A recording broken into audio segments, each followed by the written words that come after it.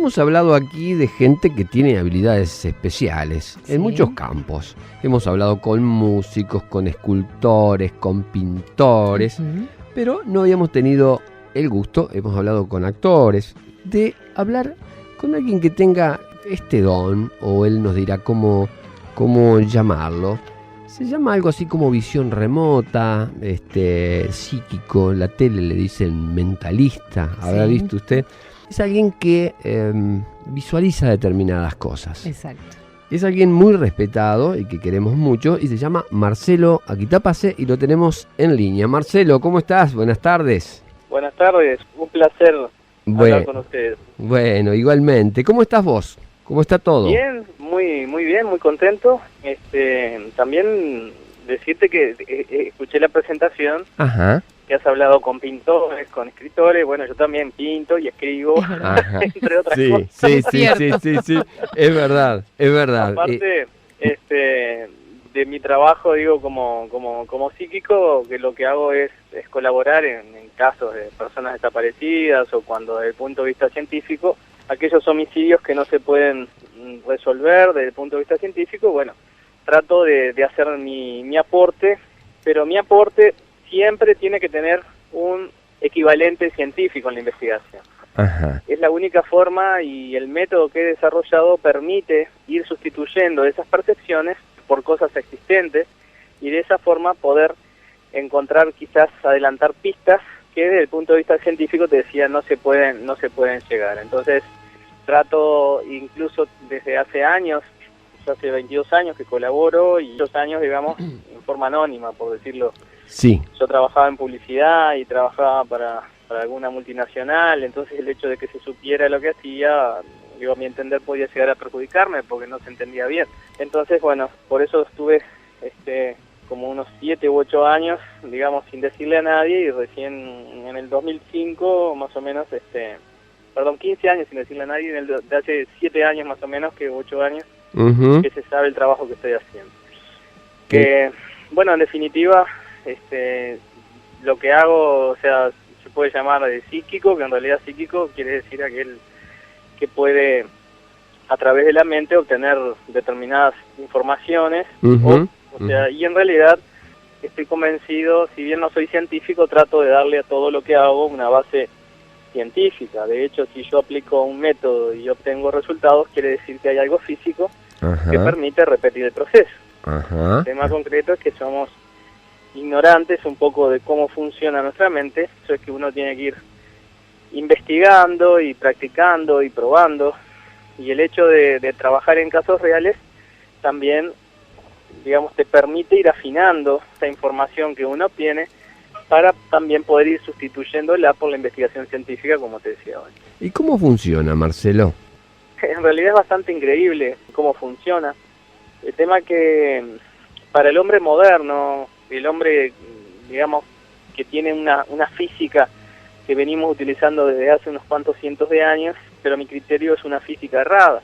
Por eso es que lo que uno hace puede parecer un poco loco. En realidad, yo entiendo que la física que realmente funciona y existe, estamos hablando de lo que vendría a ser la física cuántica. El tema que sobre ese concepto, cuando uno aplica un método, obtiene resultados. Entonces yo entiendo que el trabajo que yo estoy haciendo se basa básicamente en esa física, que en realidad a mi criterio es la física que todos estamos usando. Lo único que no la reconocemos o no la entendemos exactamente cómo funciona.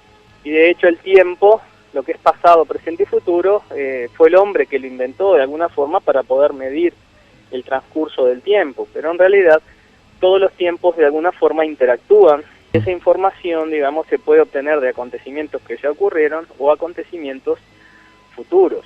Básicamente, para ponerte un ejemplo simple, sería algo así como 3 piedras que caen en un lago.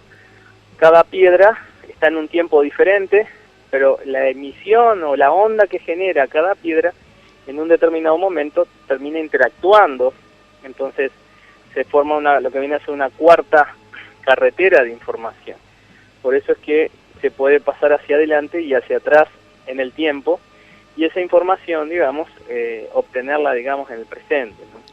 Todos tenemos esa capacidad, podemos, mediante ejercicio, técnica, conocimientos, acceder a ese tipo de información.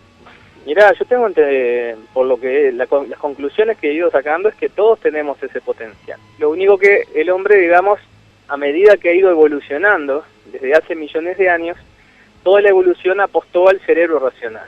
El cerebro racional viene a ser nuestra inteligencia, el procesador, el que analiza, el que cuestiona, el que razona y el que acciona toda la parte muscular.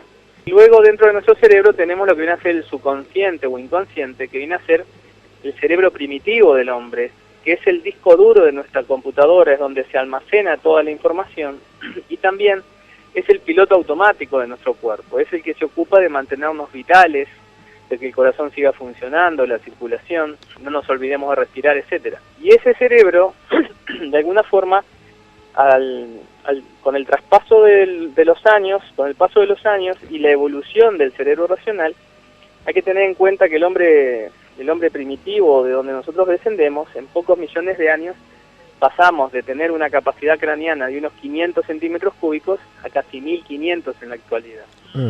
De hecho, evolucionaba cada generación nueva unas 180.000 neuronas por generación. Todo lo que permitía era que cada generación fuera 180.000 neuronas más inteligente que sus ancestros o que sus padres. Y esa inteligencia le permitía inventar más herramientas y modificar más el medio ambiente. Entonces, de alguna forma, nuestro cerebro racional fue el que evolucionó y el subconsciente quedó como estancado en el tiempo y cumpliendo una función que en realidad es un desperdicio lo que hace. Porque ese cerebro primitivo, en el hombre primitivo no era rápido, no era fuerte, ni era inteligente, sin embargo pudo sobrevivir y llegar a ser quien somos, en un ambiente mucho más agreste, los animales más grandes, en un entorno, ese individuo desnudo en medio de la sabana o la selva donde le tocará vivir, y ese individuo fue capaz de sobrevivir porque entre los sentidos que nosotros tenemos, él tenía uno que nosotros tenemos dormido, pero que está ahí, que es la percepción extrasensorial, o sea que si venía una inundación, ese individuo percibía el peligro y subía una montaña. Si venía un chaparrón, él se guarecía antes de mojarse. Si venía un animal, él iba hacia otro lado. O sea, estaba obligado a estar constantemente alerta y adelantarse a los acontecimientos para poder sobrevivir. Lo que ocurrió fue que cuando empezó a desarrollar su cerebro racional, empezó a inventar herramientas y a modificar el medio ambiente. Entonces, si llovía, tenía techo; si hacía frío, tenía abrigo; si venía un animal, tenía una lanza.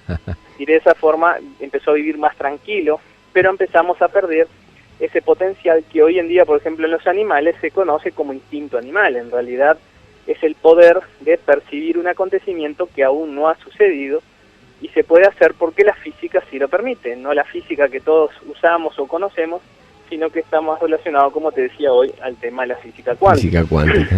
¿Sí? Marcelo, ¿en qué momento tú sentiste que tenías ese poder, que tenías esa capacidad? Bien, bueno, yo siempre digo que los niños, antes de entrar en la escuela y todo, digamos, de empezar a culturizarse, por decir de alguna forma, tenemos o tienen un potencial, pero, digamos, siempre esa percepción innata que tienen los niños se va perdiendo a medida que uno crece, porque empieza a entrar, digamos, en un carril racional. Entonces, todas esas percepciones que puede llegar a tener el niño, a medida que va creciendo, se va perdiendo. Por ejemplo, en mi caso, tendría 4 o 5 años y siempre me adelantaba a atender el teléfono o a atender la puerta. O sea, de hecho, yo escuchaba el timbre y corría a la puerta, y cuando estaba llegando sonaba el timbre nuevamente, pero el verdadero, digamos. Entonces, siempre era el primero en atender el timbre o el teléfono, con 4 o 5 años. Luego, en la escuela me pasaba exactamente lo mismo, por ejemplo, con el timbre o la campanilla para salir a recreo. Y eso me empezó a traer problemas, porque unos segundos antes que sonara el timbre yo ya me estaba levantando. Entonces pasé 2 o 3 días en la dirección y ya me alcanzó para aprender a no escuchar ese sonido, sino esperar que los otros se levantaran para yo levantarme. Entonces, de alguna forma, esta sociedad en la que vivimos ya me empezó, digamos, a cortar o de alguna forma, a anular ese potencial. Y lo mismo empezó a pasar en un montón de cosas. Recién a los 14, 15 años me empecé empecé a obtener ese tipo de información y empecé a prestarle atención. Y a los 17 años, digamos, tuve oportunidad de empezar a trabajar con la hipnosis, conocí la hipnosis, y a través de la hipnosis empecé a desarrollar un montón de potenciales. El hecho de ser ejercicios controlados me permitieron verificar una y otra vez que nuestro potencial o que nuestra mente simplemente había que proponerse determinadas tareas y ella lo iba haciendo. Luego había que tomar el trabajo de corroborar esa información, pero realmente me di cuenta de que el potencial que tenía en la mente, o en este caso mi mente, era realmente increíble. Pero lo que creo es que todos tenemos el potencial, lo que tenemos que tener la capacidad de creer en eso y entrenarla, y de esa forma nos vamos a terminar sorprendiendo. Yo ya tengo cientos de casos que realmente es increíble cómo una información te puede venir de la nada, pero en realidad no es de la nada, sino que uno lo que hace es, de alguna forma, generar la emisión o generar la única señal que puede tener esa persona, o la única señal que puede tener ese momento. Y es como que uno digitara un número de celular y enganchara esa línea de información, y empieza a caer esa información. Y luego uno empieza a hacer un análisis, empieza a dibujar, escribir la información que le viene, y en base a eso es que uno puede empezar a sustituir luego esas percepciones por cosas existentes. Y el hecho de trabajar en casos reales me ha permitido ir afinando ese potencial. ¿Cuál fue el primer caso, Marcelo, en que trabajaste y cómo se dio?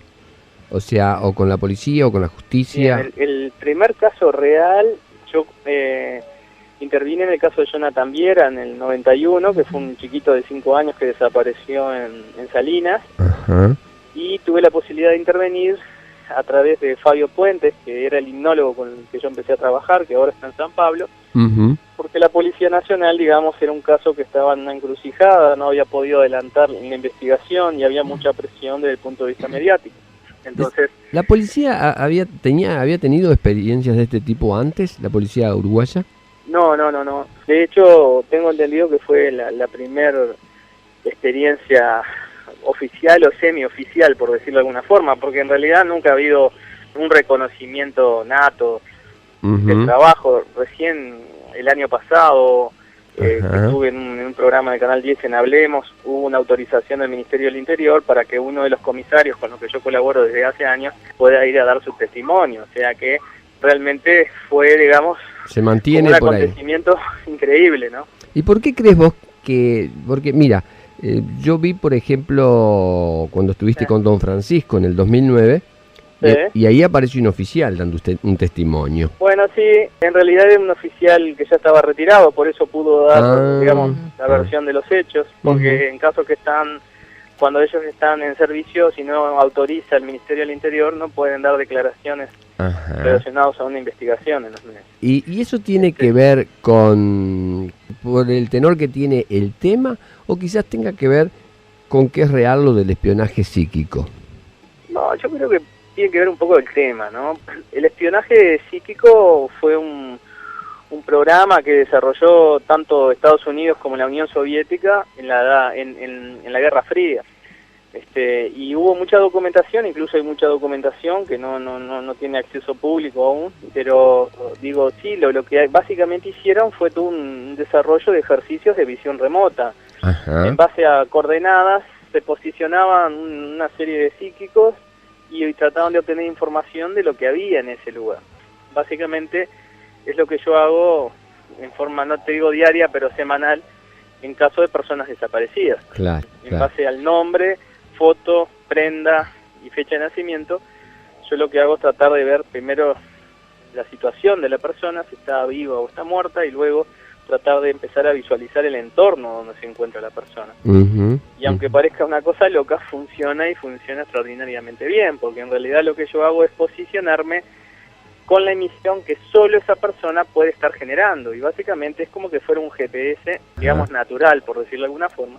Y hoy en día, con la tecnología que el hombre ha ido desarrollando, no nos debería extrañar tanto las posibilidades de nuestra mente, porque si una herramienta desarrollada por el hombre es capaz de transmitir una señal, una imagen, un video a miles de kilómetros de distancia y recibirlo en un instante usando señales naturales, porque lo que utilizamos son señales que están en la naturaleza y de alguna forma las instrumentamos desde el punto de vista tecnológico. No debería parecernos tan loco que una persona que ha desarrollado, digamos, el potencial que todos tenemos, pueda obtener información de una persona a miles o a cientos de kilómetros de distancia con una exactitud muy importante.